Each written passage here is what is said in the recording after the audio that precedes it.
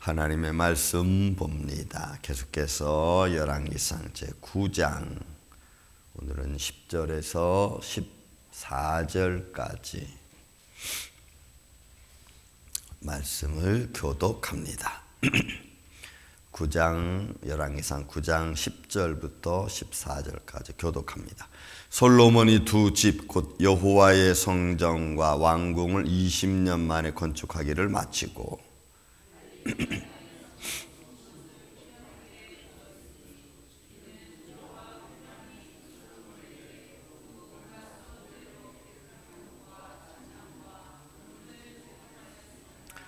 히람이 두로에 와서 솔로몬이 자기에게 준 성읍들을 보고 눈에 들지 아니하여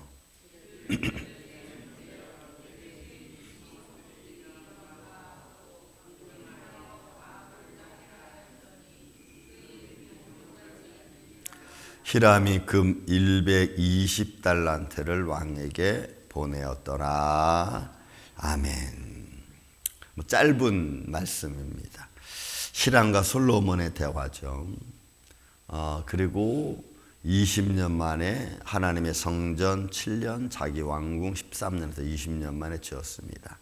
그 짓는 동안에 두로왕 히람이 그는 은세공을 잘 다루는 사람이었고 또 그 나라에 있는 백향목과 잣나무를 잘 다룰 수 있는 민족이었습니다. 20년 동안 여러분 한 부족의 나라가 다른 나라에 뭔가를 제공해 줬다는 것은 굉장히 큰 거죠. 굉장히 긴 시간이기도 하고. 그래서 솔로몬이 히람 왕을 위해서 갈릴리의 성읍 20곳을 히람에게 주었습니다. 대가를 받은 거죠. 고맙다는 인사하고.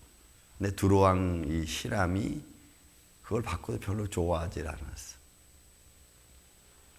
그리고 역대하 2장 말씀 보면은 그 말씀 속에서 이 히람 왕 이 두로왕 히람이 다시 돌려줬습니다. 다시 솔로몬에게. 그러면은 솔로몬이 조금 멋쩍잖아요. 그죠? 고마운데 이걸 성읍을 줬는데 갈릴리 성읍 20곳 줬는데 도로 돌려주니까 멋졌잖아요. 마음에 들지 않았어. 그럼 이런 내용이 사실 우리하고는 무슨 상관이 있습니까? 별 내용이 상관이 없어요. 그런데 우리는 여기서 이 성경의 교훈을 그냥 좀 보는 겁니다. 이 두로왕 히람은 지금 레바논 쪽이죠. 지금 레바논 쪽입니다. 페니키아인들입니다. 그 해상 무역을 주로 하는 사람들입니다. 그리고 갈릴리 지역의 20곳은 뭐 정확히 어딘지는 다 알 수는 없지만 여기는 육지 땅입니다. 여러분 갈릴리가 있고 그 갈릴리 지역을 중심으로 해서 있는 땅들이니까 뭐 그렇게 좋은 땅들도 아니고 지금같이 뭐 화로운 땅이고 뭐 지화자원이 많은 그런 땅이 아닌지 모르니까 별로 좋아하지 않았어요. 아마도 히람이 원했다면은 그 지중해 연안에 있는 욥바 뭐 이런데 뭐 가이샤라 뭐 이런 거죠. 그런 지중해 연안 쪽의 땅을 원했는지 모르지만 어쨌든 별로 좋아하지 않았어. 그리고 나서는 우리가 말씀을 보면은 이 말씀 역대하 보면은 다시 돌려줬습니다. 그 땅. 그리고 솔로몬은 다시 돌려받은 땅에서 건축하고 갈릴리 유대인들이 살게 했습니다. 여러 가지 이야기를 우리가 추산할 수 있습니다. 여러분 가나안 땅은 사고 팔 수 있는 땅이 아닙니다. 왜냐하면 유대인의 땅은 하나님이 이스라엘 백성들에게 조상 대대로 물려준 땅이기 때문에 7년마다 되돌려야 되고 50년이 되면 신년이 돼서 다 돌려줘야 돼요. 사고 팔고 할 수 있는 땅들이 아닙니다. 더군다나 이방인들이 그것을 소유한다는 것은 그냥 성경적 근거 안에 보면 그건 불가능해요. 그런 의미도 있을 수 있습니다. 또 하나는 우리가 앞장 한번 볼까요? 열왕기상 5장에 보면은 무슨 말씀이 있냐면 5장에 보면은 히람이 다윗에 관한 말씀이 나옵니다. 이런 말씀이 5장 1절에 보면은 솔로몬이 기름 부음을 받고 그의 아버지를 이어 왕이 되었다 함을 두로왕 시람이 듣고 그의 신하들을 솔로몬에게 보내니 이는 시람이 평생의 다윗을 사랑하였습니다. 그러니까 다윗과 두로왕 시람과의 관계는 굉장히 깊었습니다. 아마 다윗이 죽을 때에 성전을 지을 것을 이미 설계도를 다 만들지 않았어요, 다윗이. 무엇으로 어떻게 지으라는 설계도를 다 만들었는데 그 설계도를 만들었을 때 이미 다윗은 두로왕 시람과 백향목과의 관계를 다 해놨을 거라. 그리고 거기에 대한 충분한 대가도 아마 다윗이 이미 다 주었을지 모릅니다. 그러니까 솔로몬이 준 갈릴리 20성읍은 시람과 다윗의 사랑의 관계, 인간관계, 왕대 왕의 관계, 또 다윗이 시람에게 베풀어줬던 우리는 다 알 수는 없지만 그 무언가가 사실 솔로몬이 갈릴리 20성 준 것보다는 훨씬 더 큰 거죠. 그래서 시람은 아낌없이 다윗과의 언약을 지키고 관계를 지키고 그 관계에서 나누어졌다고 우리는 볼 수가 있습니다. 또 마지막으로는 본문에 있는 말씀, 시람이 금 120달란트를 솔로몬에게 또 주고 갔어. 여러분, 우리는 이런 관계성 속에서 뭘 보냐면 다윗과 시람의 관계성이죠. 솔로몬과 시람의 관계성보다는 다윗과 시람의 관계성을 보는 거예요. 그래서 솔로몬이 혜택을 받는 거죠. 우리가 믿음의 관계성, 하나님과 나와의 관계성을 내가 깊이 만들어 놓은. 그러면 그 믿음의 관계성 때문에 여러분 자손들이 복을 받을 수 있는 거죠.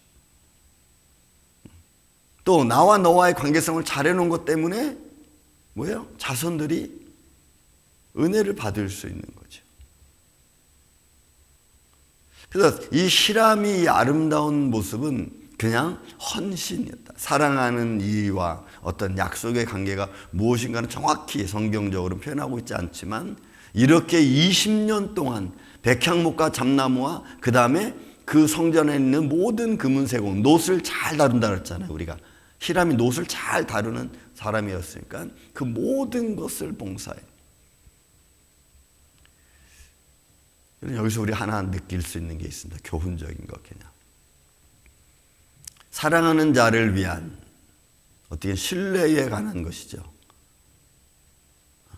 그런 모습은 여러분 우리 앞절에도 또 말씀 우리가 읽었습니다만은 히람이 이렇게 성전 짓는 것에 대하여 좋아했어요.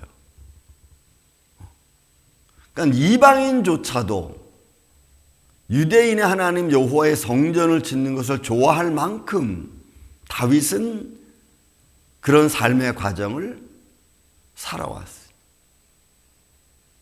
정말 파란만장한 다윗의 삶 속에 어떻게 보면 하나님의 영광을 위해서 걸어간 길이 솔로몬에게는 엄청난 혜택으로 임한. 여러분들의 믿음의 길 어떻게 가느냐에 따라서 여러분들에게 주신 가정과 또 자녀들에게 미칠 영향도 클 겁니다. 그 간증 집회를 많이 했던 황수관 박사님이 많이 다니셨죠. 그분이 책을 몇 권 썼습니다. 근데 그런 글 중에 이런 글을 썼어요. 자기가 하나님 일을 열심히 하고 막 간증을 해 다니고 많은 사람들에게 막 은혜로 하나님께로 오게 하고 막 자기가 열심히 했는데 하나님은 나에게는 별로 축복을 안 주시는 것 같더라는 거예요. 자기에게는.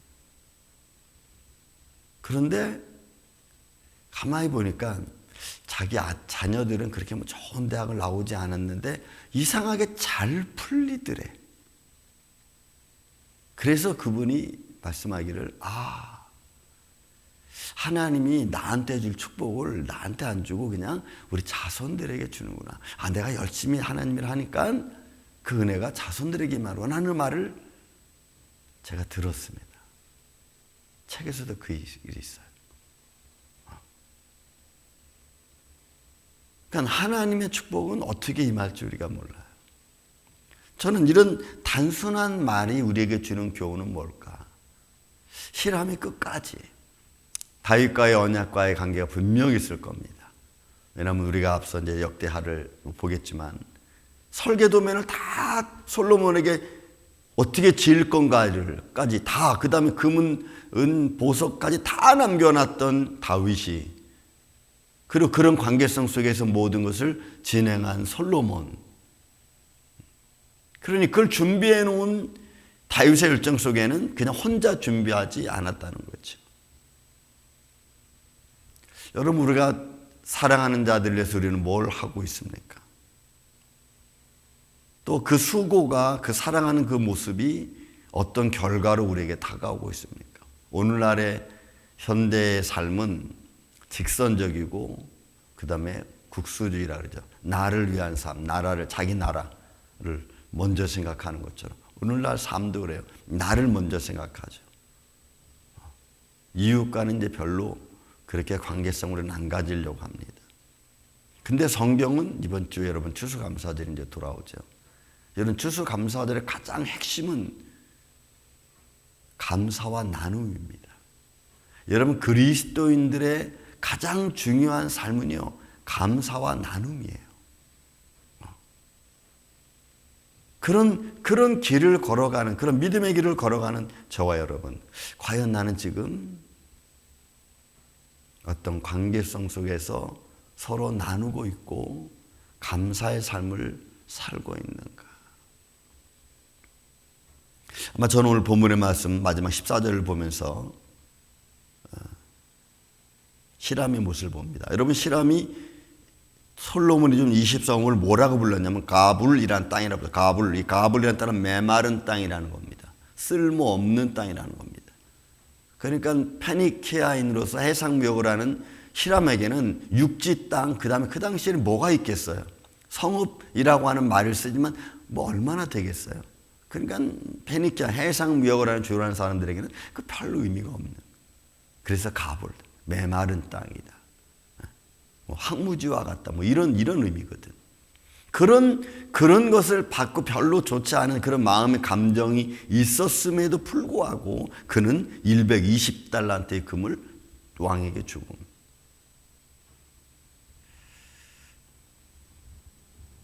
여러분, 우리의 삶 속에서 내가 마음에 신뢰를 가진 사람들의 과연 난 어떤 모습을 끝까지 약속을 지키고 나아갈 수 있는가? 적어도 우리는 가장 베이직한 믿음의 사람이라는 말을, 믿음의 사람이라는 증거를 우리는 잊지 말고 그런 믿음의 관계성 속에 있는 이들에게 여러분이 끝까지 믿음의 신뢰를 지켜갈 줄 아는 그런 이 아침에 저와 여러분 되시기를 저는 예수님의 이름으로 축원을 드립니다. 사랑과 은혜가 많으신 아버지 하나님, 오늘 우리에게 주어진 삶의 일상적인 것들이 있습니다. 그리고 그 일상 속에서 우리는 서로 약속을 하고 신뢰를 갖고 그리고 서로를 위하여 수고를 하며 살아갑니다. 주님, 이런 과정 속에서 오늘 우리가 믿음의 사람인 것을 잊지 말게 하여 주옵소서. 우리 마음에 조금 들지 않는다고 해서 우리가 분노하고 때로는 서로 싸우고 뒤로 하는 것이 아니고 우리가 서로가 끝까지 신뢰를 지켜갈 줄 아는, 그래서 합력하여 선을 이루는 그런 믿음의 길을 걸어가는 이 아침에 귀한 예배자들 되게 하여 주옵소서. 주님, 우리가 하나님의 자녀임을 믿습니다. 그러기에 오늘도 우리가 좁은 길을 걸어갑니다.